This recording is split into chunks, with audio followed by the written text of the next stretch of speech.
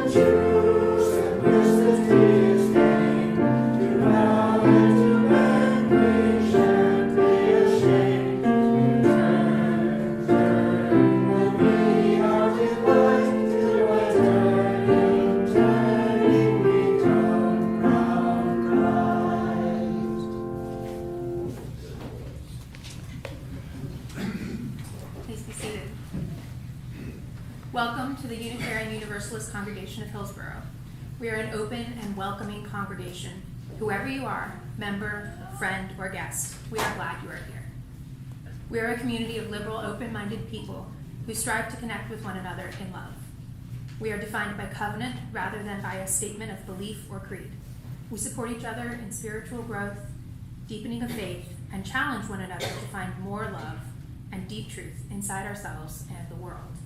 My name is Kim Freeman, and I am your worship associate today. I would like to thank everyone who has made today's service possible. It's truly a gift of love.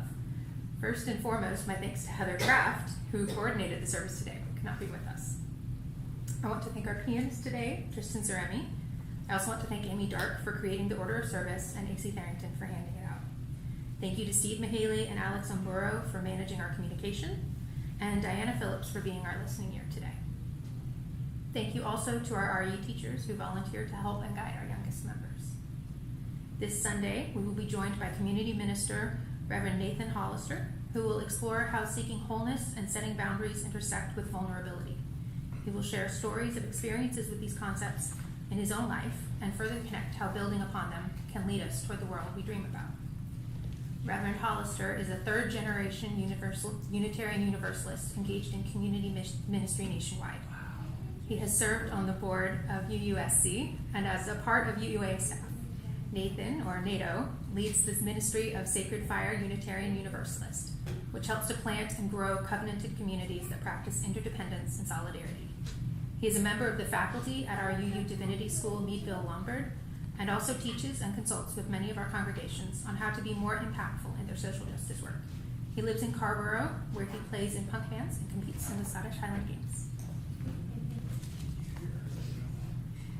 Before we create our sacred space and begin worship, let's take a moment to share any announcements.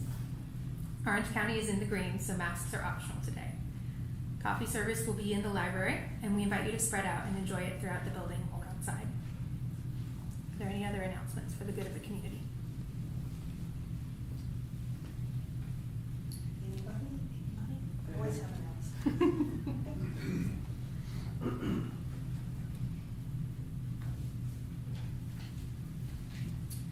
So, first of all, my name's Allison. First of all, I want to share this thank you card with everyone. And it says, "Thank you so much for your continued support of New Hope Elementary. After receiving your most recent donation, we had a family enrolled who was experiencing homelessness. All of the children needed shoes and book bags. Your funds made that possible. Sincerely, Sarah Patterson, who's the social worker there." Our other thank you note, this one, comes says, Dear UU Congregation of Hillsborough, thank you so much for being an honor congregation for the 2023 fiscal year. Your generous gifts help your UUA support congregations, train leaders, and advance UU values worldwide. I appreciate your partnership. Natalie Briscoe, lead for the Southern region. So, we are doing good work. Yes.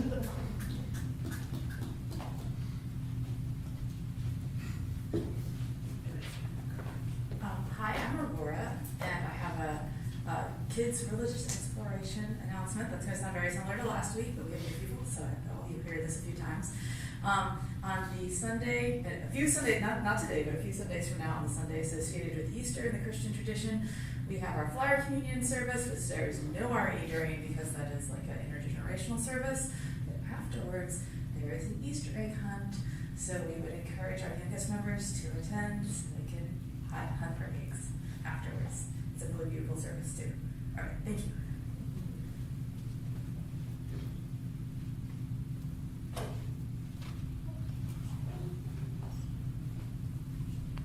If there are no more announcements, let's silence our cell phones, put them in worship mode. We now create our sacred space by lighting our chalice, the UU symbol for the light of truth that each of us seeks, the light of hope that each of us brings, and the eternal light of love.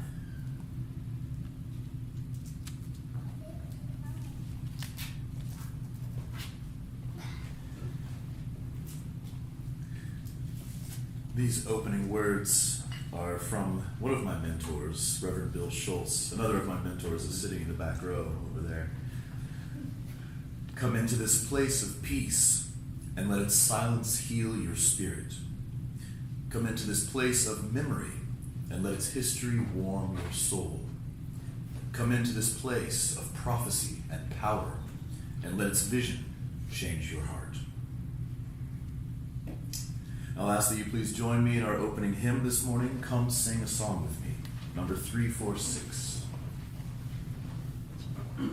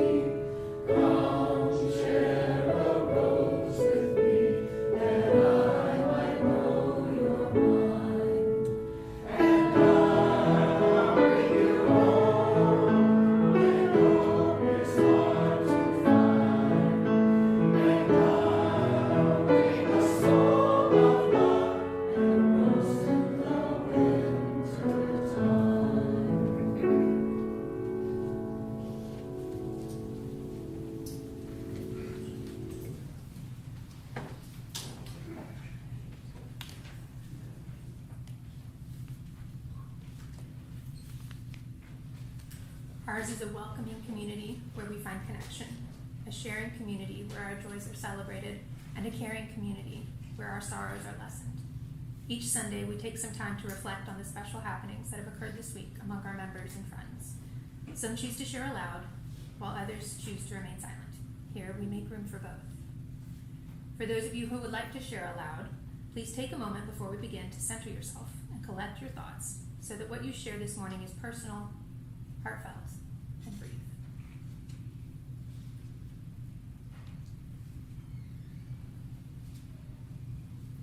Please come forward, tell us your name, and share what is in your heart. When you are finished, you may release a stone into the vase at the altar. If you are joining us online and would like to share with those here, please type your joys or concerns in the chat and indicate whether you would like them read aloud here, and we'll drop a stone for you.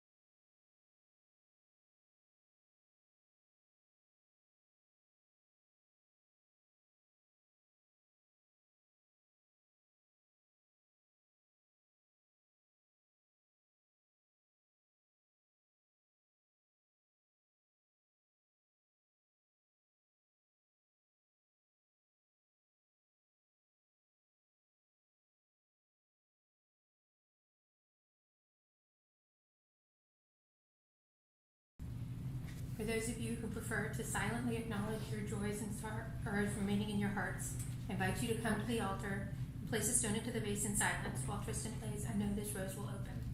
After he has played it through one time, you're all invited to join in singing. The words are printed in your order of service.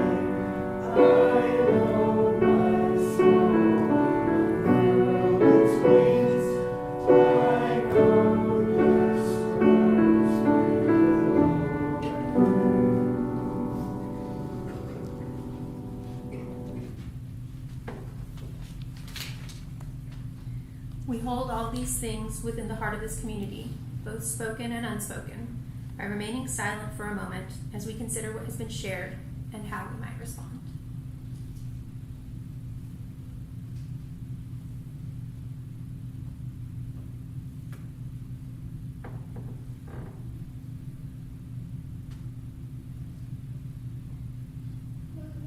Let us close with Amen and blessed be. Amen and blessed be.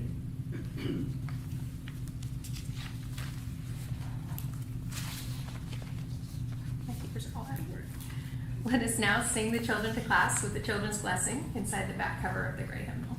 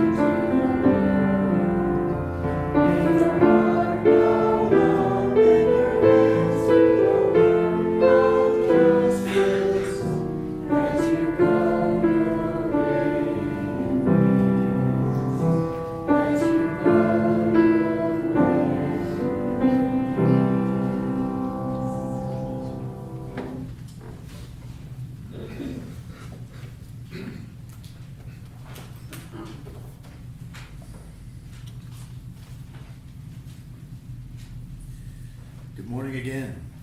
Good morning. I'm overjoyed to be here with you after all this time, and this is actually my first time preaching in person post-pandemic since the beginning. And I'm sure I don't have to tell you all how much better it is to be actually together rather than trying to connect through a screen, especially as many of us tried to connect through work, at work through screens all week long, and then try to do it again on Sunday. So there's certainly something to be said for being in the same room. Thank you very much for welcoming me. Over the pandemic, I was lucky enough to spend much of my time at the home that my grandparents built up on Beach Mountain. They built it back in 1982. This house has been the site of about 40 family reunions and continues to be that site. After their death, my grandparents left this beloved house to their 4 children in common, my mother and her siblings. So the family honors their gift by continuing to sustain our gatherings with one another as often as we can. In this time, after working for many years cultivating covenanted communities of what we call UU adjacent folks who may not necessarily be into church, but they want the connections and the opportunities for social justice and the things that the church maybe gives to sustain us, but kind of in a different style of doing it. I was doing that for quite a while and consulting on social and racial justice to many of our congregations. And then I accepted employment with the UUA. And I don't know if any of y'all fundraise for your own salary, but it's not something I'd call fun. So it was nice to have gainful employment where I didn't have to spend half of my time doing that I could actually focus on the work. So it was quite a blessing, really a wondrous thing. Over time, a longing grew within me, though, to do the more specialized work that has called me at the beginning. And so here I am, back to doing much of that work, and I really appreciate the opportunity to come and begin some of that, a portion of that with y'all. I'll be preaching like this in congregations within like a 200-mile radius over the next year. It's invigorating to get back to it. There's a few other things, but I'll tell you about one thing that we have in the works that might interest you because it could involve you as well. Sacred Fire Unitarian Universalist, the ministry that I continue to lead, is starting a project with the working title, the Minister Book Exchange. See, when UU ministers retire or die, they usually have a couple thousand books, right? Makes sense. There's a clip about how often Jewish, Christian, and Muslim faiths are people of the book. And sometimes we joke that UUs are people of the books, all of them. So we tend to accumulate them in our profession, certainly, and likely in yours as well. But UU ministers have a tradition of gifting many of these books, especially to younger divinity school students who have to buy, their first 1,000 books or so to get started on their journey. And so they invite nearby ministers to be to come and pick up the books, and often it's phrased, just get them out of here.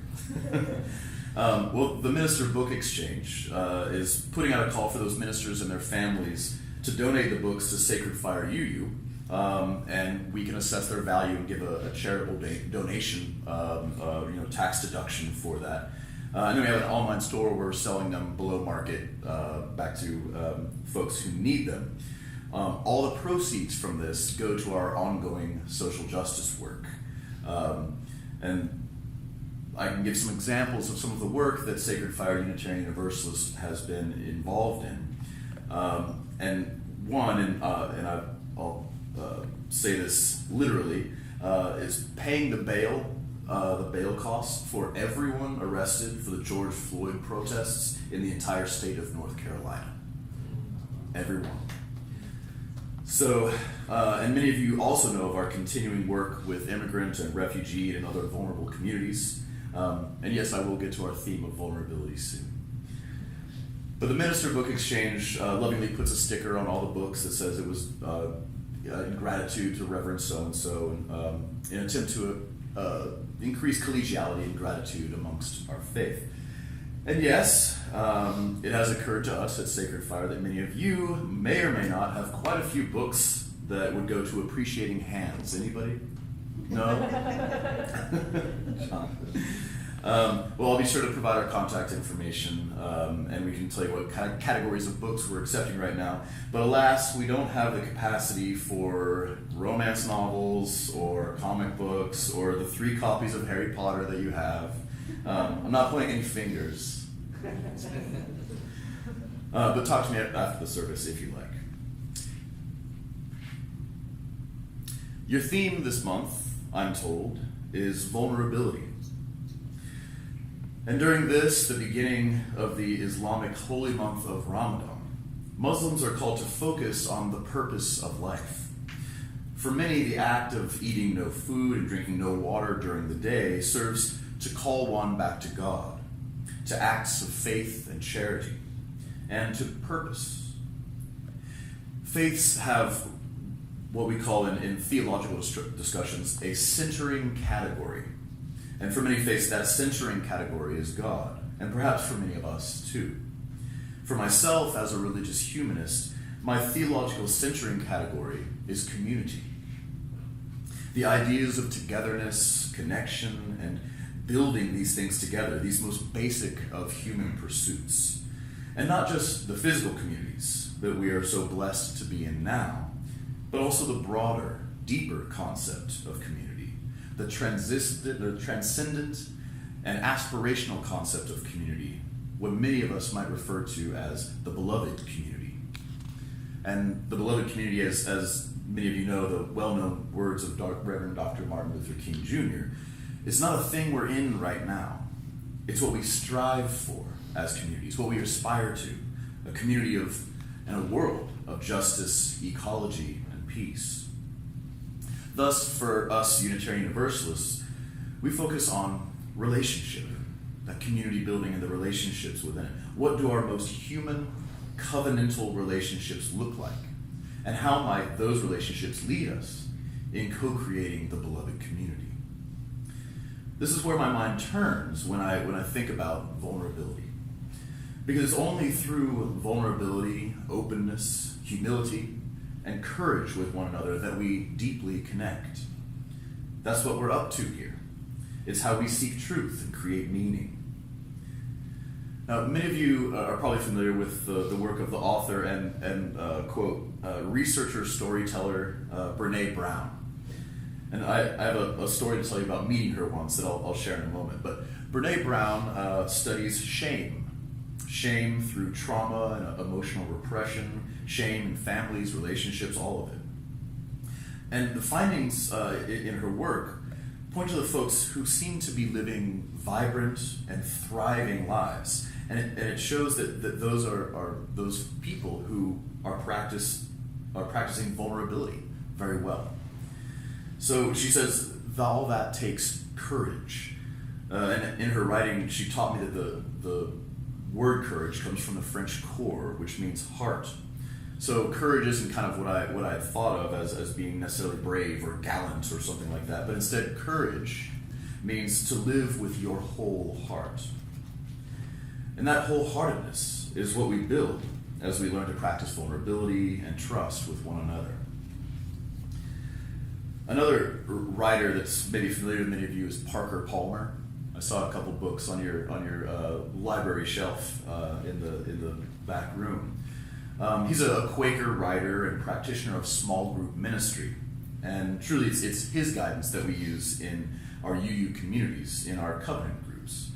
So I'm most familiar with Parker Palmer because my mother taught me about small group ministry, and she taught many of our congregations how to set up small group ministry programs all across our region before dementia took away her ability to speak. Parker Palmer talks a great deal about wholeness and seeking to be whole people. And what he highlights is that wholeness is not a state of perfection, not remotely. All of us have within us also a sense of brokenness, perhaps a sorrow toward the state of the world, regrets from parts of our lives, a myriad of traumas, past and present. They often make us feel broken. But what I've tried to impress on myself and I would offer to you is that we are not broken, but that all of us do contain some brokenness. I certainly do. In the words of Parker Palmer, like a wild animal, the soul is tough, resilient, resourceful, savvy, and self-sufficient. It knows how to survive in hard places. I learned about these qualities during my bouts with depression. In that deadly darkness, the faculties I'd always depended on collapsed. My intellect was useless, my emotions were dead, my will was impotent, my ego was shattered. But from time to time, deep in the thickets of my inner wilderness, I could sense the presence of something that knew how to stay alive, even when the rest of me wanted to die. That something was my tough and tenacious soul.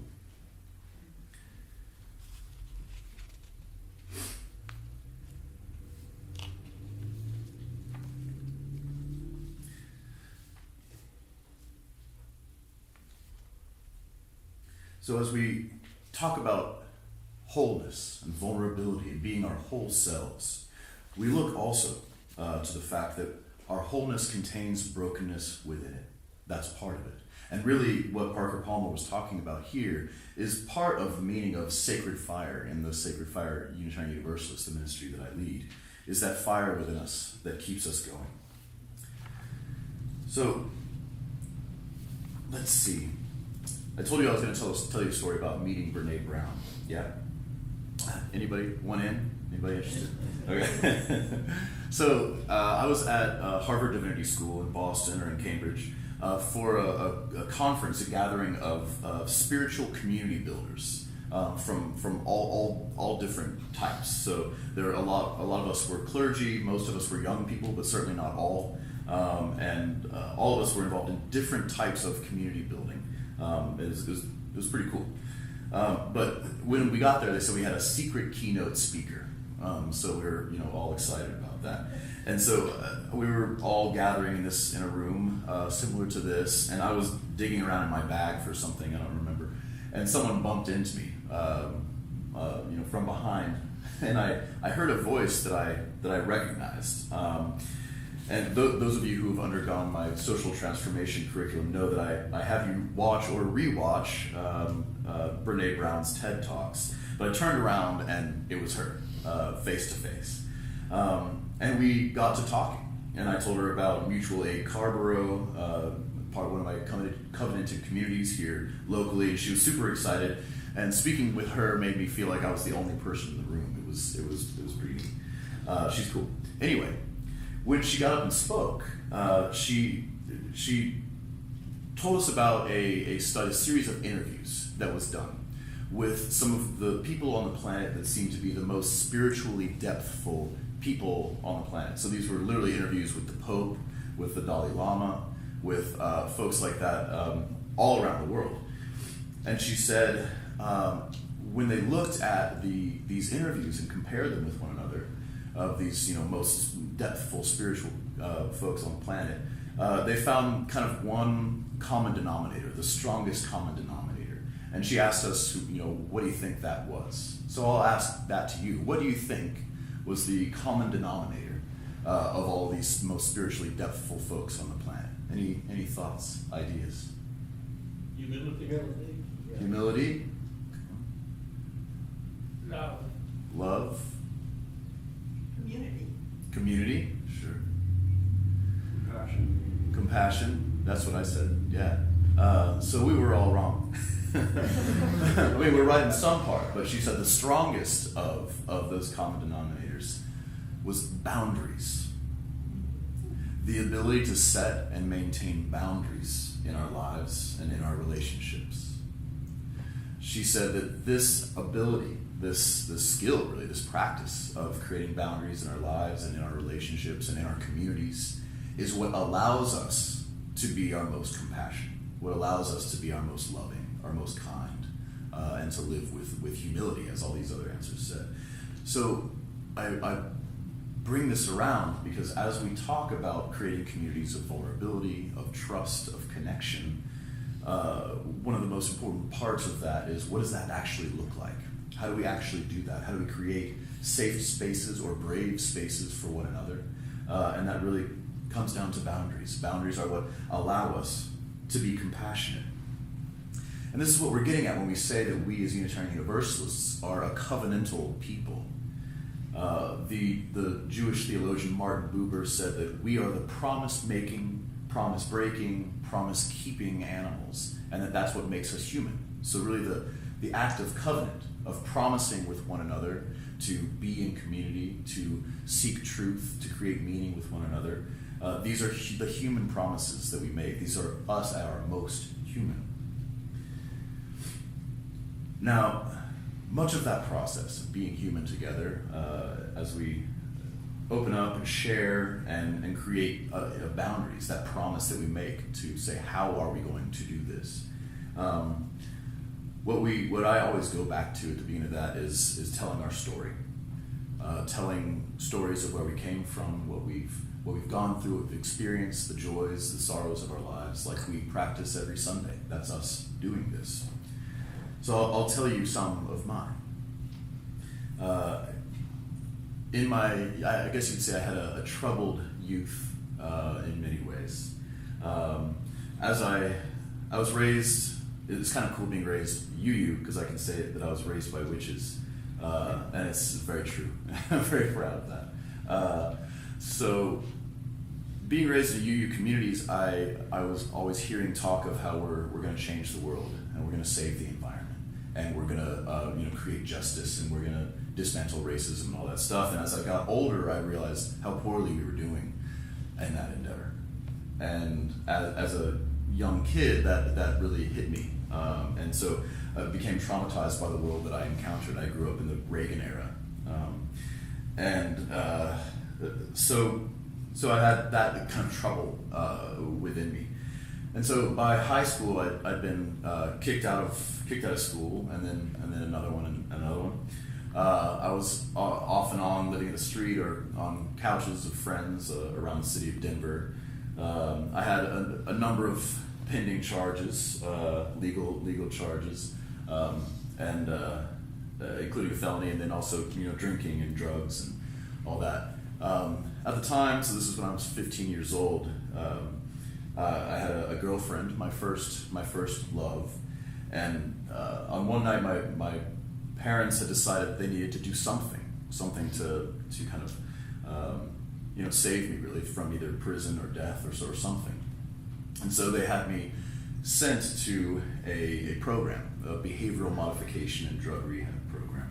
And the night of October 28th, 1996, they came to my girlfriend's house to pick me up, and it was like many cops. And I was actually hugging her goodbye, and the cops ripped me out of her arms.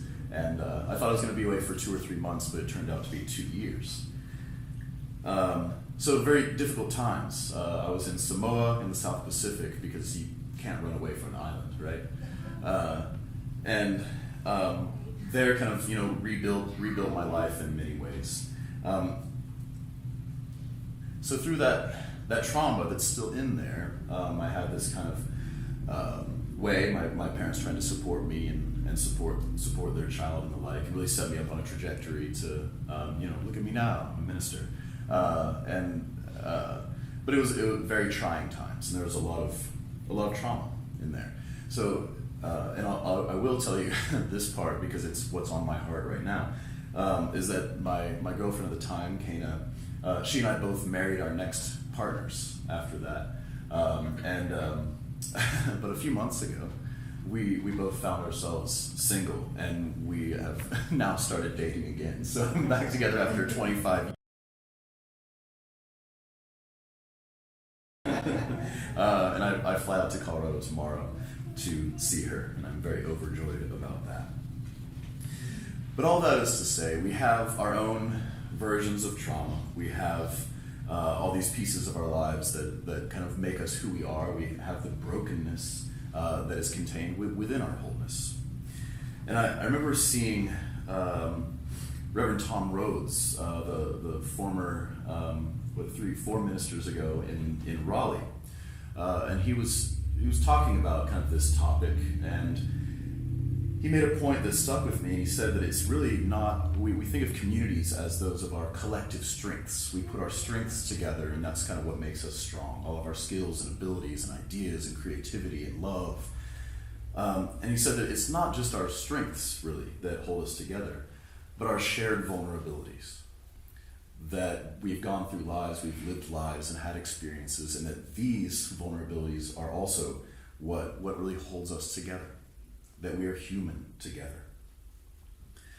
And in that urge to care for one another, that urge that leads us toward promoting interdependence, as our principles call us to, let's explore what that can look like as I bring us to a close this morning.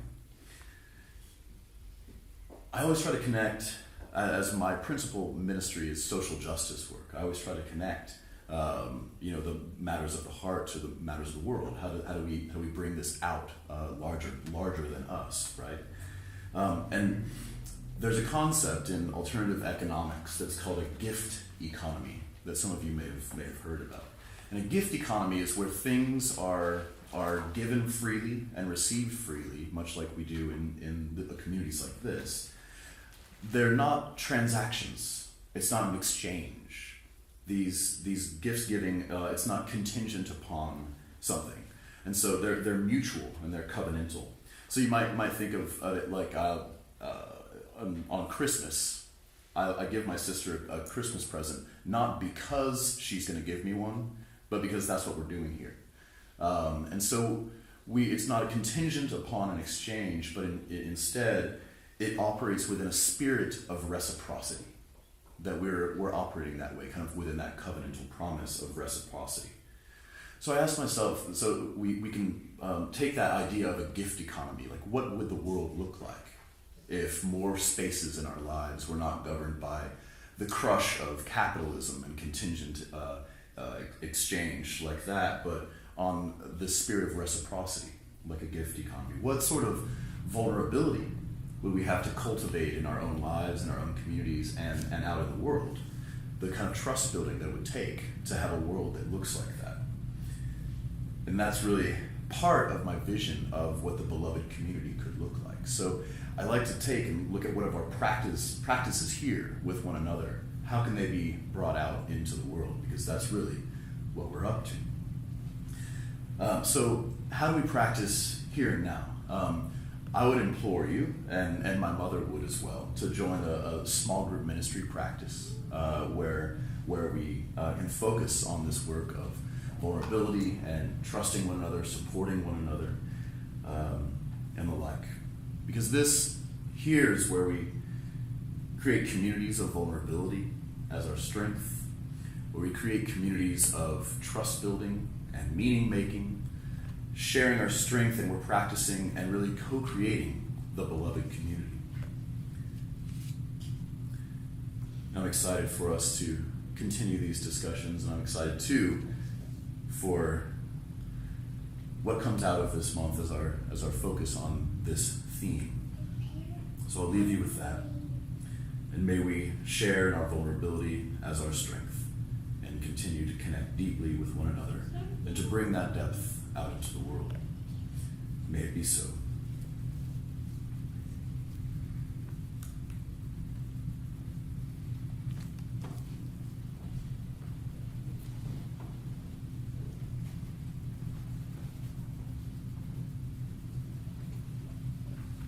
Each week, we take a monetary offering to support our social justice work in the community.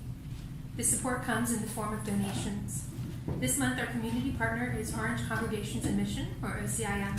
You may donate by putting cash or check in the basket. Make checks out to UUCH and put plate in the subject line. You may also donate online by going to our website, uuchnc.org, or scanning the QR code in your bulletin. Our offertory music this week is Cave, composed and performed by Tristan Stern.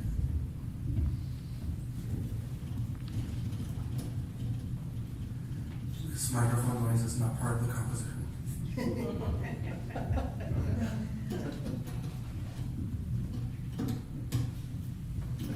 This is a song I wrote during lockdown, actually, kind of about introspection and about working my way out of depression. So now as good a time as any with dealing with I and all of us together with, I think. Hopefully it'll come out the way I want it to come out.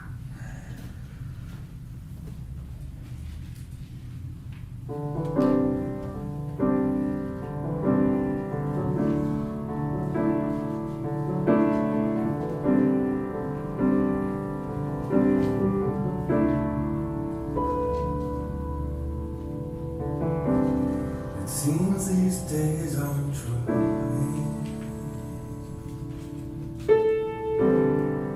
to unpack everything I've stored inside. Intrepidly I enter a boundless cavern of nowhere I can hide. Ambitions withering, dying. Connections to this world I threw away. It pains me to stay.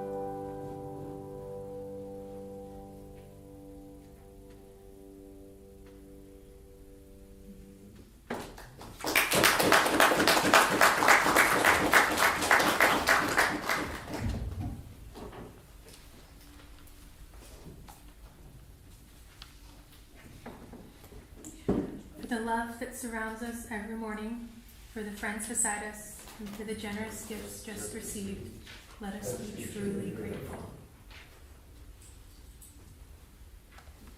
Please stand and body your spirit as we sing our closing hymn, number 414, as we leave this friendly place.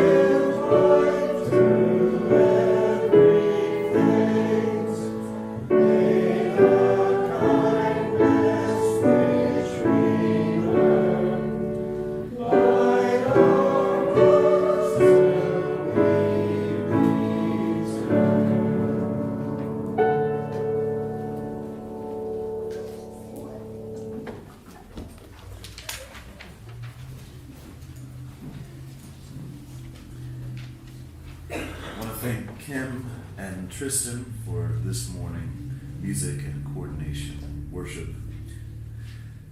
Our closing words come from Parker Palmer. The deeper our faith, the more doubt we must endure. The deeper our hope, the more prone we are to despair. The deeper our love, the more pain its loss will bring. These are a few of the paradoxes we hold as human beings.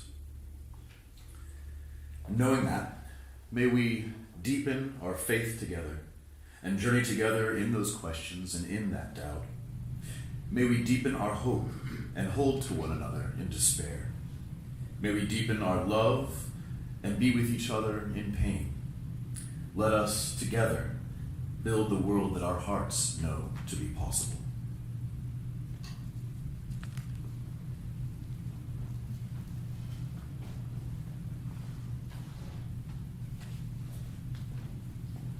Please join me with our closing words. We extinguish this flame, but not the light of truth, the warmth of community, or the fire of commitment. These we carry in our hearts until we are together again. Go in peace, my friends, and blessed be.